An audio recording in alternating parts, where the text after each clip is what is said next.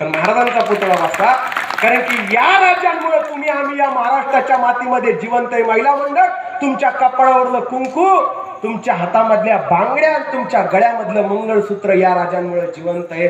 म्हणून महाराष्ट्रातल्या प्रत्येक गावामध्ये पुतळा आहे. त्या चिखला गावामध्ये महिला मंडळ एका पोरीनं छत्रपती शिवाजी महाराजांच्या पुतळ्याचं संरक्षण केलं एका महिलेनं.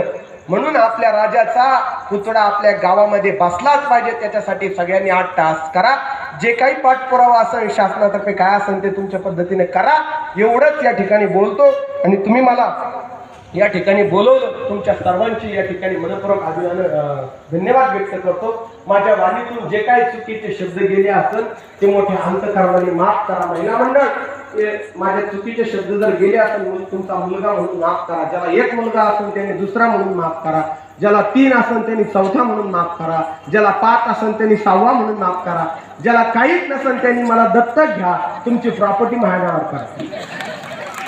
तुमची प्रॉपर्टी नको, मला काही नको, तुमचं काही, तुमचे आशीर्वाद, तुमच्या कौतुकाची थाप या राहुल महाराजांच्या पाठीवरती राहू द्या. जेणेकरून संभाजी महाराज, आपला हिंदू धर्म याचे विचार, ज्ञानोबा तुकोबाचे विचार या महाराष्ट्राच्या मातीमध्ये माझ्या वाणीच्या मार्फत पोहोचवण्याचं काम मी या ठिकाणी करेन. आणि पुढच्या वर्षी आपल्या गावामध्ये छत्रपती शिवाजी महाराजांचा पुतळा बसलाच पाहिजे. आणि यावेळेस जरी आपला बलिदान मास तुम्ही पाळला नसेल तरी पुढच्या वेळेस सगळ्यांनी नक्की पाळा. बलिदान मास काय असतो या महाराष्ट्राच्या मातीला कळू द्या. आमच्या पुणे जिल्ह्यामध्ये, आमच्या आळंदीमध्ये, माझ्या संस्थेमध्ये 50 मुले, माझी वारकरी शिक्षण संस्था आहे आळंदीला, शिवशंभू आध्यात्मिक गुरुकुल नावाची वारकरी शिक्षण संस्था आहे. माझ्याकडे 50 मुले, माझ्या 50 मुलं बलिदान मास असा पाळा चप्पल कोणी घालत नाही. जेवढं ऊन पडतंय, माझी 50 मुलं आहेत माझ्याकडे, काही 3रीचे, काय 4थीचे, काय 10वीचे, काय 12वीचे, सगळे बिना चपलीचे 40 दिवस बलिदान मास पाळतात. त्यांना विचारलं, तुम्हाला बलिदान मास काय कळतोय पोरांनो?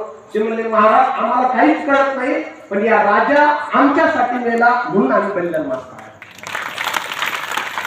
आम्हाला काही कळत नाही म्हणजे त्यांचा इतिहास बी आम्हाला माहित नाही, पण तुळापूर जवळ आहे आम्हाला.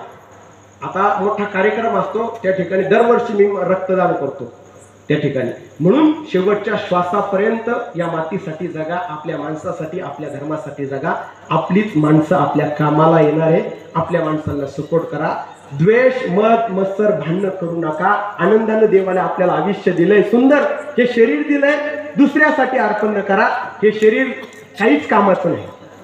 महिला मंडळ काय बोलतो, तुम्ही आतापर्यंत गालावरती लावण्यासाठी फॅरन लवलीला किती खर्च केला?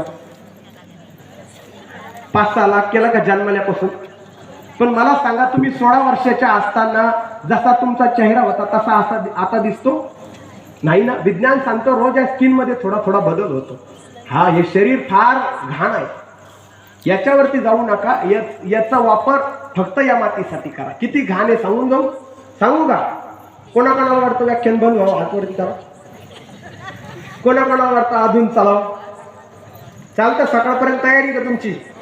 चालतं?